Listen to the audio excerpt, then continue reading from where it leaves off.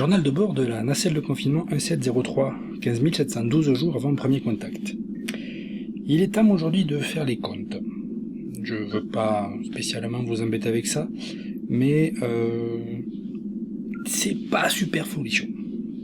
Comme on sait que le confinement va être prolongé à partir de la semaine prochaine jusqu'à beaucoup plus, ça fait que mes autres activités de mon entreprise vont encore sauter celles qui étaient prévues en juin, parce que nous ne l'aurons pas. On est parti pour jusque là-bas, facile. Fort heureusement, je peux compter sur certains d'entre vous, en particulier le dernier en date, Miwan. J'ai déjà dit merci aux autres, mais Miwan, merci beaucoup. Je voudrais vous raconter vite fait un petit truc pour ce journal de bord, qui sort complètement de le petit univers SF que je donne à ces petites nacelles. Donc vous le savez, ou si vous le savez pas, je vais vous l'apprendre. J'étais donc agent de l'éducation nationale jusqu'à il y a peu. J'ai donc démissionné pour créer mon entreprise et je devais toucher des indemnités de départ volontaire. Mais ils ont fait durer. Voilà. Officiellement, j'ai demandé à démissionner en septembre, effectif au 20 décembre, et j'ai pu créer l'entreprise donc au 1er janvier. Et ils auraient dû donc fin janvier me donner mes indemnités, mais je les ai pas. Je devais les avoir ce mois-ci, sur la paie du mois de mars, et je me suis aperçu que je les avais pas non plus, donc je les ai rappelés, et ils m'ont indiqué que en fait c'est pas eux, c'est la DRFIP qui retient l'argent parce que ils sont pas d'accord avec la date de création par rapport à la date de la fin du contrat.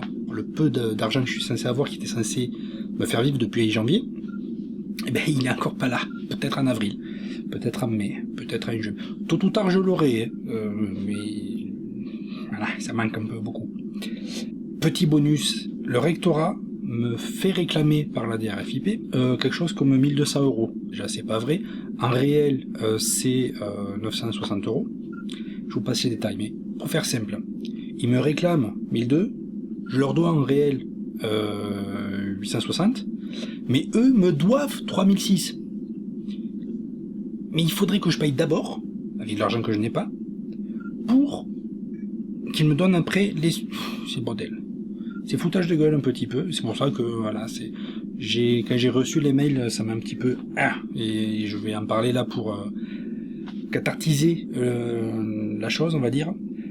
Mais, fort heureusement, déjà, je peux compter sur pas mal d'entre vous qui me filent un bon coup de main par Utip, Paypal, ou en allant voir sur Utip les vidéos. Ça m'aide vraiment beaucoup. Vous vous rendez pas compte à quel point le fait d'aller cliquer sur des petites vidéos, ça paraît peu comme ça, 1 centime par pub.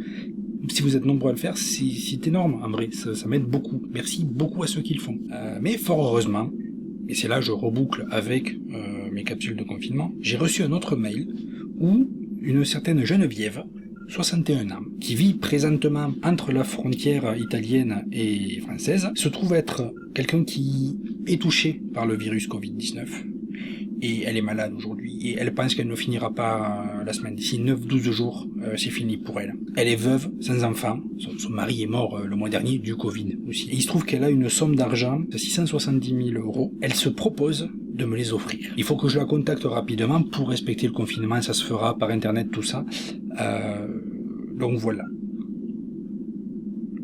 Évidemment, c'est une arnaque très connue des internets, et je trouve particulièrement sympathique de voir qu'ils perdent pas le nord, réputés pour être des trucs, des arnaques ivoiriennes, peut-être qu'ils viennent d'ailleurs, je sais pas, on s'en fiche, quoi qu'il en soit.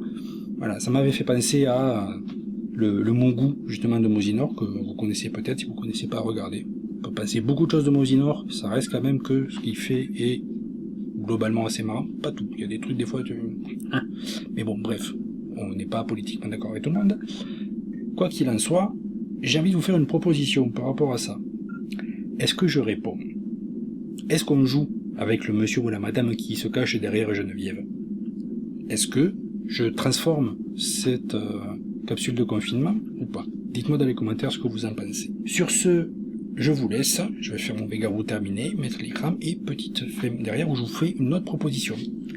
Végarou terminé.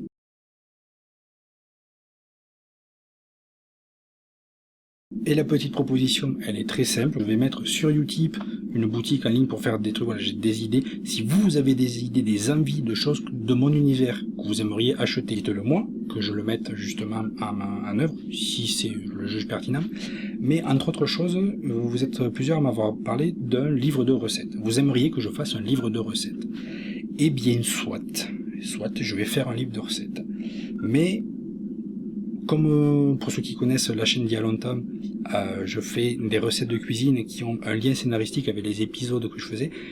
Moi, juste les recettes, il faut qu'elles racontent quelque chose. Donc je vais peut-être raconter justement en mode journal de bord le confinement, voilà, mes recettes de confinement, et en faire un petit livret, une petite brochure que je vous proposerai à l'achat via Utip à la suite. Il va être construit petit à petit. Est-ce que ça vous intéresse que je lui fasse en vidéo sa construction petit à petit avant l'objet final? Je sais pas. Dites-moi ce que vous en pensez. Voilà mes idées. Vous, qu'en pensez-vous? Et cette vidéo, bien que particulière, est beaucoup trop longue. Des bisous.